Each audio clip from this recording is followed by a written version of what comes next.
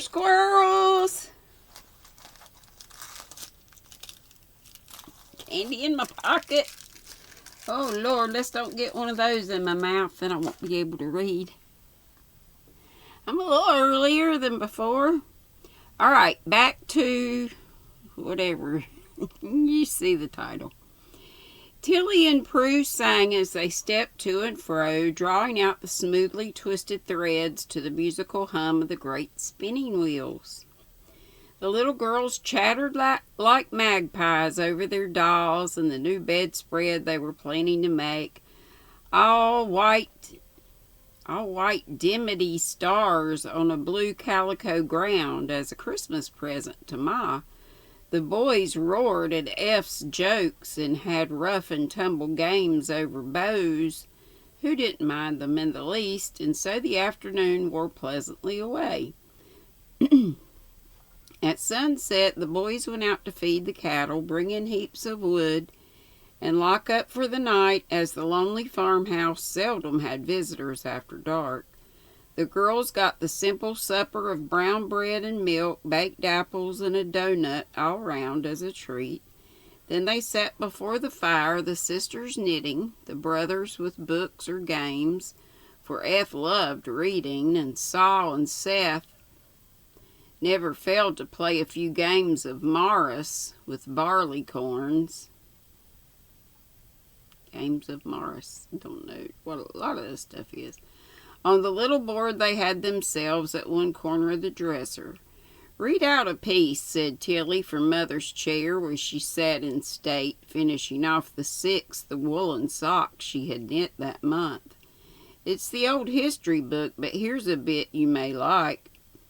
"Since it's about our folks," answered F, turning the yellow page to look at a picture of 2 quaintly dressed children in some ancient castle. "Yes, read that. I always like to hear about the Lady Matilde I was named for, and the Lord Bassett, Pa's great-great-great-great-grandpa.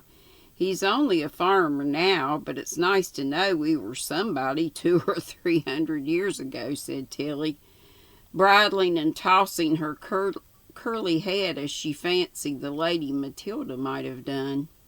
"Don't read the queer words, 'cause we don't understand 'em. Tell it," commanded Roxy from the cradle where she was drowsily cuddled with Rhodey.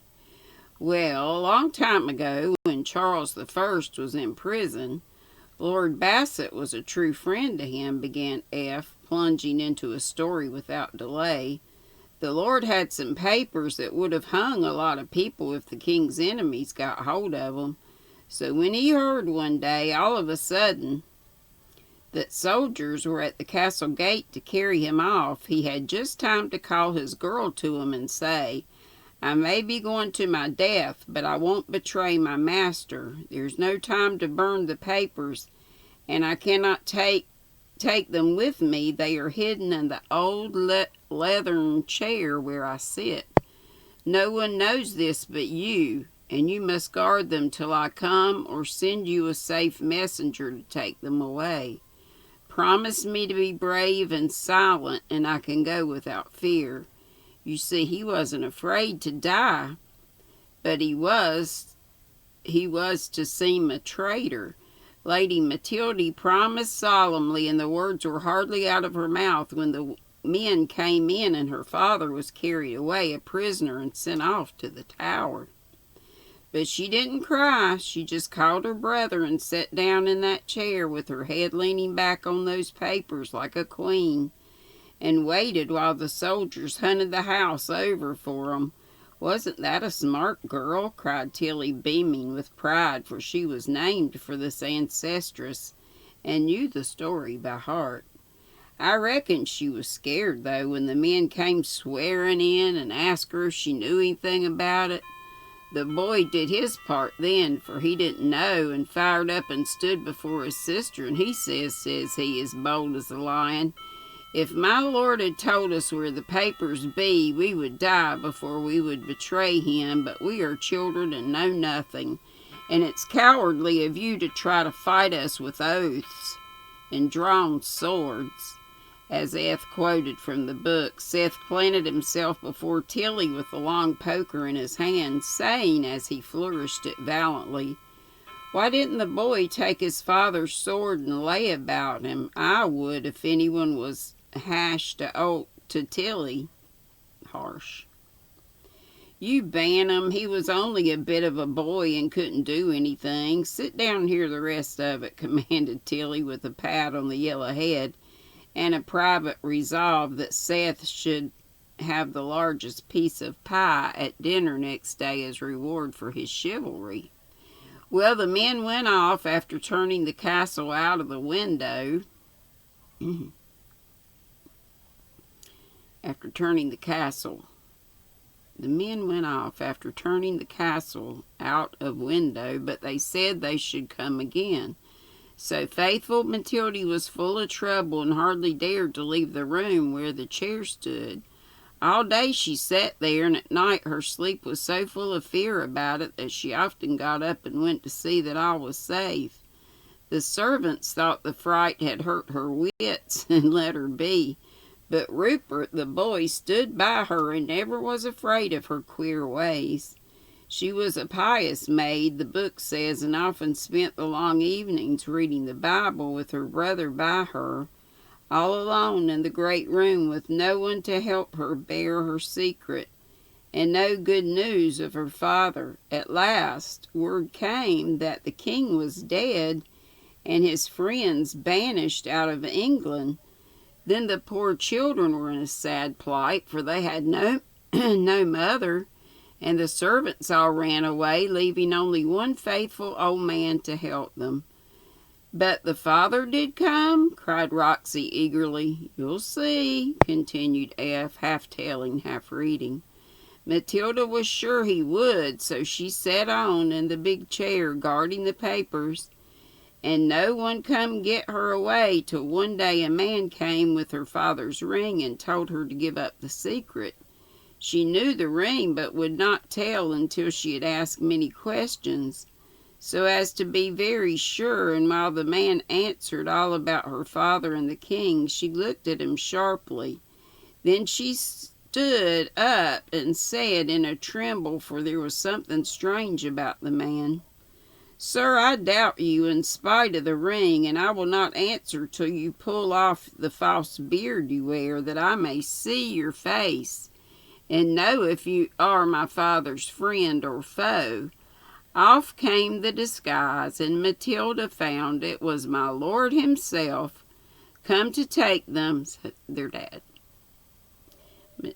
come to take them with him out of England. He was very proud of that faithful girl, I guess, for the old chair still stands in the castle, and the name keeps in the family, Pa says, even over here, where some of the Bassets came along with the Pilgrims. Our Tilly would have been as brave, I know, and she looks like the old picture down to Grandma's, don't she, F?" said Prue, who admired her bold, bright sister very much. "Well, I think you do the settin' part best, Prue. You're so patient. Till would fight like a wildcat, but she can't hold her tongue worth a cent," answered F, whereat Tilly pulled his hair, and the story ended with a general frolic.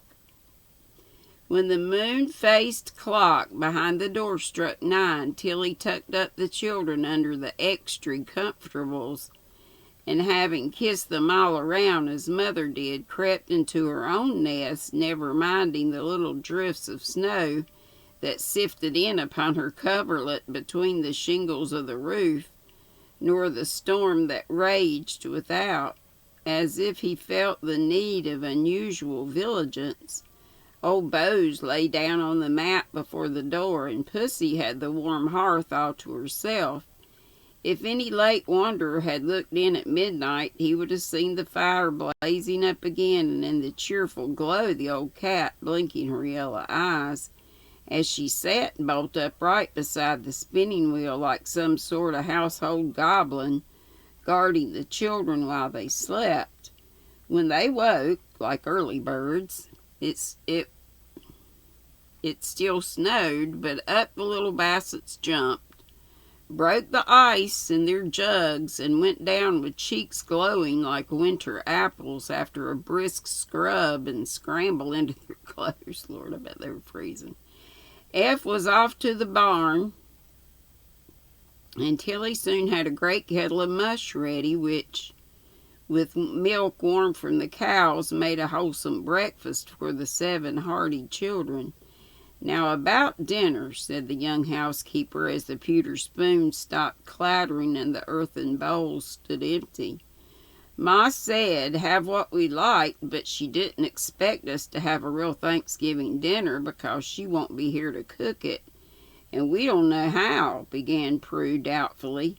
"I can roast a turkey and make a pudding as well as anybody, I guess. The pies are all ready, and if we can't boil vegetables and so on, we don't deserve any dinner," cried Tilly, burning to distinguish herself and bound to enjoy to the utmost her brief authority.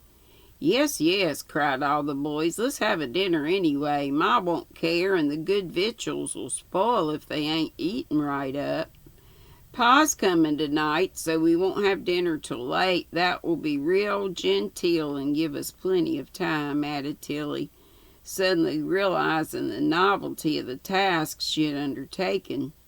"Did you ever roast a turkey?" asked Roxy with an air of deep interest. "Should we dares to try?" said Rhodey in an awe-stricken tone. "You will see what I can do. Ma said I was to use my judgment about things, and I'm going to.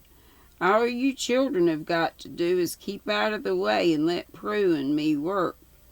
F, I wish you'd put a fire in the best room so the little ones can play in there. We shall want the setting room for the table, and I won't have them picking round when we get things fixed," commanded Tilly, bound to make her short reign a brilliant one. "I don't know about that. Ma didn't tell us to," began cautious F, who felt that this invasion of the sacred best parlor was a daring step. "Don't we always do it Sundays and Thanksgivings? Wouldn't Ma wish the children kept safe and warm anyhow? Can I get up a nice dinner with 4 rascals under my feet all the time? Come now, if you want roast turkey and onions, plum pudding, and mince pie, you'll have to do as I tell you and be lively about it." Tilly spoke with such spirit, and her suggestion was so irresistible, that F gave in and, laughing good-naturedly, tramped away to heat up the best room, devoutly hoping that nothing serious would happen to punish such audacity. The young folks delightedly trooped away to destroy the order of that prim apartment, with housekeeping under the black horsehair sofa, horseback riders on the arms of the best rocking chair, and an Indian war dance all over the well-waxed furniture. F, finding the society of peaceful sleep and cows more to his mind than that of the 2 excited sisters, lingered over his chores in the barn as long as possible and left the girls in peace. Now Tilly and Prue were in their glory, and as soon as the breakfast things were out of the way, they prepared for a grand cooking time. I wish I was able to do all that stuff for Thanksgiving. They were handy girls, though they had never heard of a cooking school, never touched a piano, and knew nothing of embroidery beyond the samplers which hung framed in the parlor, one ornamented with a pink mourner under a blue weeping willow, the other with this pleasing verse, each word being done in a different color, which gave the effect of a distracted rainbow. "This sampler neat was worked by me in my 12th year, Prudence B." Both rolled up their sleeves, put on their largest aprons, and got out all the spoons, dishes, pots, and pans they could find, so as to have everything handy, Prue said. "Now, sister will have dinner at 5. Pa will be here by that time, if he's coming tonight, and be so surprised to find us all ready, for he won't have He won't have had any very nice victuals if Grandma is so sick, said Tilly importantly. I shall give the children a piece at noon. Tilly meant luncheon. Doughnuts and cheese and apple pie and cider will please 'em. There's beans for F. He likes cold pork, so we won't stop to warm it up, for there's lots to do. And I don't mind saying to you I'm dreadful dubbersome about the turkey. Dubbersom, dubbersome. It's all ready, but the stuffing and roasting is as easy as can be. I can baste first rate. Ma always likes to have me. I'm so patient and steady. Steady, I guess. She says, answered Prue, for the responsibility of this great undertaking did not rest upon her, so she took a cheerful view of things. I know, but it's the stuffing that troubles me, said Tilly, rubbing her round elbows as she eyed the immense fowl laid out on a platter before her. I don't know how much I want, nor what sort of yarbs to put in it. Yarbs. Maybe herbs or something. And he's so awful big, I'm kind of afraid of him. I ain't. I fed him all summer and he never gobbled at me. I feel real mean to be thinking of gobbling him, poor old chap. Laughed Prue, patting her departed pet with an air of mingled affection and appetite. Well, I'll get the pudding off my mind first, and it ought to bile all day. Put the big kettle on and see that the spit is clean while I get ready.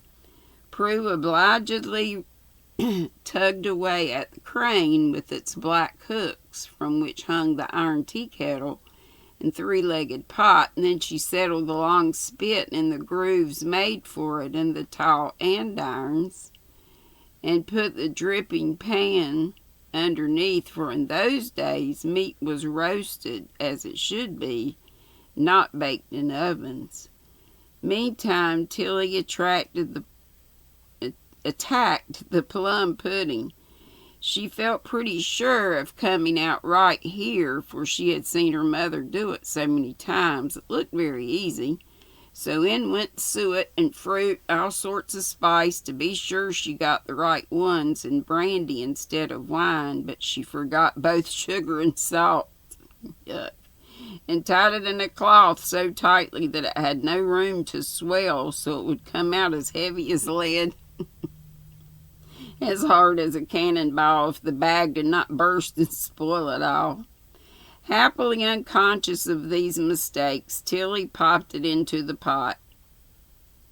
Did I say unconscious of these mistakes? Popped it into the pot and proudly watched it bobbing about before she put the cover on and left it to its fate. I can't remember what flavoring Ma puts in, she said when she got her bread well soaked for stuffing. Sage and onions and applesauce go with goose, but I can't feel sure of anything but pepper and salt for a turkey. Ma puts in some kind of mint, I know, but I forget whether it's spearmint, peppermint, or pennyroyal, answered Prue in a tone of doubt, but trying to show her knowledge of yarbs, or at least of their names. Seems to me, yarbs, or sounds like herbs. Seems to me it's sweet marjoram or summer savory. I guess we'll put both in, and then we're sure to be right. The best is up garret. You run and get some while I mash the bread, commanded Tilly, diving into the mess. Away trotted Prue, but in her haste she got catnip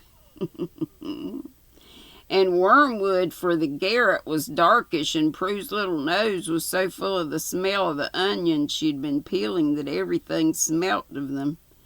Eager to be of use, she pounded up the herbs and scattered the mixture with liberal hand into the bowl.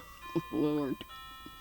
It doesn't smell just right, but I suppose it will when it's cooked, said Tilly as she filled the empty stomach that seemed aching for food and sewed it up with blue yarn, which happened to be handy. I guess the the stomach of an animal.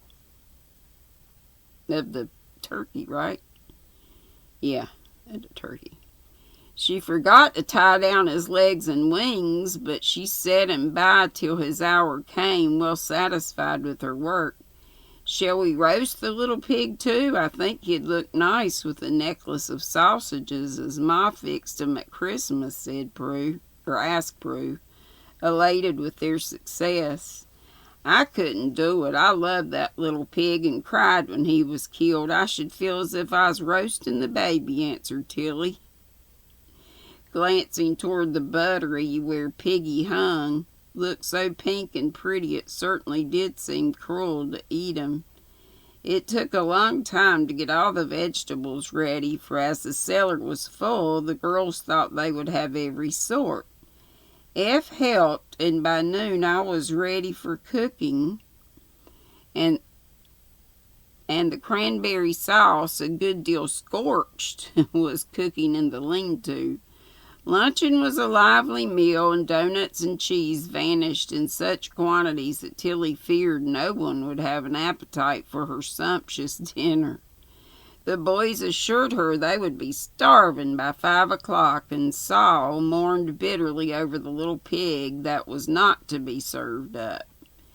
Now you all go and coast while Prue and I set the table and get out the best chiny, said Tilly, bent on having her dinner look well, no matter what its other failings might be. Out came the rough sleds, on went the round hoods, old hats, red cloaks, and moccasins, and away trudged the 4 younger Bassets to disport themselves in the snow and try the ice down by the old mill, where the great wheel turned and splashed so merrily in the summertime. F took his fiddle and scraped away to his heart's content in the parlor, while the girls, after a short rest, set the table and made all ready to dish up the dinner when that exciting moment came. It was not at all the sort of table we see now, but would look very plain and countrified to us, with its green-handled knives and 2-pronged steel forks. Its red and white wait a minute. With its green and 2-pronged. Its red and white china and pewter platters, scoured till they shone, with mugs and spoons to match, and a brown jug for the cider. The cloth was coarse, but white as snow, and the little maids had seen the blue-eyed flax grow out of which their mother wove the linen. They had watched and watched while it bleached in the green meadow. They had no napkins and little silver, but the best tankard and Ma's few wedding spoons were set forth in state. Nuts and apples at the corners gave an air, and in the place of honor was left in the middle for the oranges yet to come. "Don't it look beautiful?" said Prue when they paused to admire the general effect. "Pretty nice, I think. I wish Ma could see how well we can do it," began Tilly, when a loud howling startled both girls and sent them flying to the window. The short afternoon had passed so quickly that twilight had come before they knew it, and now, as they looked out through the gathering dusk, they saw 4 small black figures tearing up the road to come bursting in, all screaming at once, "The bear! The bear! F, get the gun! He's coming! He's coming!" F had dropped his fiddle, got down his gun before the girls could calm the children enough to tell their story, which they did in a somewhat incoherent manner. Down in the holler, coastin', we heard a growl," began Saul, with his eyes as big as saucers. "I see him fust, looking over the wall," roared Seth, eager to get his share of honor. "Awful big and shaggy," quivered Roxy, clinging to Tilly, while Rhodey hid in Prue's skirts and piped out, His great paws kept clawing at us, and I was so scared my legs would hardly go. We ran away as fast as we could go, and he came growling after us. He's awful hungry. And he'll eat every one of us if he gets in," continued Saul, looking about him for a safety retreat. "Oh, Eph, don't let him eat us," cried both little girls, flying upstairs to hide under their mother's bed as their surest shelter. "No danger of that, you little geese. I'll shoot him as soon as he comes in. Get out of the way, boys," and Eph raised the window to get good aim. "There he is. Fire away and don't miss," cried Seth, hastily following Saul, who had climbed to the top of the dresser as a good perch from which to view the approaching fray. Brue retired to the hearth as if bent on dying at her post rather than desert the turkey, now browning beautiful, as she expressed it, but Tilly boldly stood at the open window, ready to lend a hand if the entry proved too much for Eph. All had seen bears, but none had ever come so near before, and even brave Eph felt that if the big brown beast slowly trotted up the dooryard was an unusually formidable specimen. He was growling horribly and stopped now and then as if to rest and shake himself. "Get the axe, Tilly, and if I should miss, stand ready to keep him off while I load again," said Eph, anxious to kill his first bear in style and alone. A girl's help didn't count.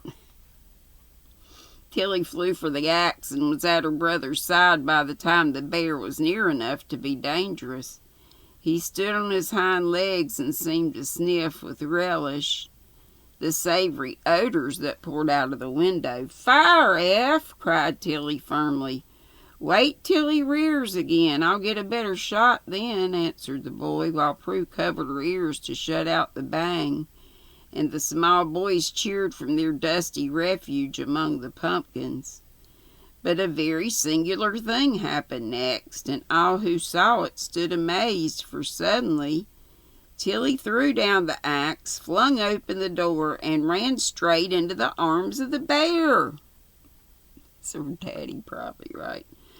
Who stood erect to receive her, while his growlings changed to a loud "ha ha" that startled the children more than the report of a gun. "Oh no, it's Gad Hopkins trying to fool us," cried Eph, much disgusted at the loss of his prey, for these hardy boys loved to hunt and prided themselves on the number of wild animals and birds they could shoot in a year. "Oh, Gad, how could you scare us so?" laughed Tilly, still held fast in one shaggy arm of the bear, while the other drew a dozen oranges from some deep pocket in the buffalo skin coat and fired them into the kitchen with such good aim that Eph ducked. Prue screamed, and Saul and Seth came down much quicker than they went up. "Wall, you see, I got upset over yonder, and the old horse went home while I was floundering in a drift, so I tied on the buffalers to tote 'em easy, and come along till I see the children playing in the holler. I just meant to give 'em a little scare, but they run like partridges, and I kept up the joke to see how Eph would like this sort of company, and Gad hawed and hawed again. "You'd have had a warm welcome if we hadn't found you out. I'd have put a bullet through you in a jiffy, old chap," said Eph, coming out to shake hands with the young giant, who was only a year or two older than himself. "Come in and set up to dinner with us. Prue and I have done it all ourselves, and Pa will soon be along, I reckon," cried Tilly, trying to escape.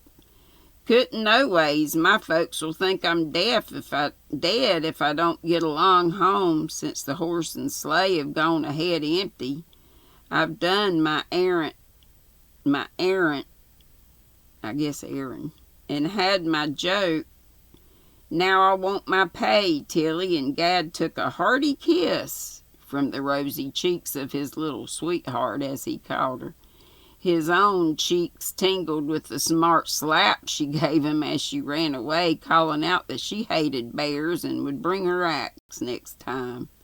"I ain't afeard. Your sharp eyes found me out, and if you run into a bear's arms, you must expect a hug," answered Gad as he pushed back the robe and settled his fur cap more becomingly. "I should have known you in a minute if I hadn't been asleep when the girls squalled. You did it well, though, and I advise you not to try it again in a hurry or you'll get shot," said Eph. As they parted, he rather crestfallen, and Gad in high glee. "My sakes alive, the turkey's all burnt on one side and the kettles have biled over, so the pies I put to warm are all in ashes," scolded Tilly. As the flurry subsided and she remembered her dinner. "Well, I can't help it. I couldn't think of victuals when I expected to be eaten alive myself, could I?" pleaded poor Prue, who had tumbled into the cradle when the rain of oranges began. Tilly laughed, and all the rest joined in, so good humor was restored, and the spirits of the younger ones were revived by sucks from the one orange which passed from hand to hand with great rapidity, while the older girls dished up the dinner. They were just struggling to get the pudding out of the cloth when Roxy called out, "Here's Pa! And there's folks with him," added Rhody. "Lots of 'em. I see 2 big sleighs chock full," shouted Seth, peering through the dusk. "It looks like a cemetery. Guess Grandma's dead and come up to be buried here," said Saul in a solemn tone. This startling suggestion made Tilly, Prue, and Eph hasten to look out, full of dismay at such an ending of their festival. "If that's a funeral, the mourners are uncommonly jolly," said Eph dryly, as merry voices and loud laughter broke the white silence without. "I see Aunt Cynthia and Cousin Hetty, and there's Mose and Amos, I do declare. Pa's bringing 'em all home to have some fun here," cried Prue, as she recognized one familiar face after another. "Oh, my patience, ain't I glad I got dinner, and don't I hope it will turn out good," exclaimed Tilly, while the twins pranced with delight, and the small boys roared, "Hooray for Pa! Hooray for Thanksgiving!"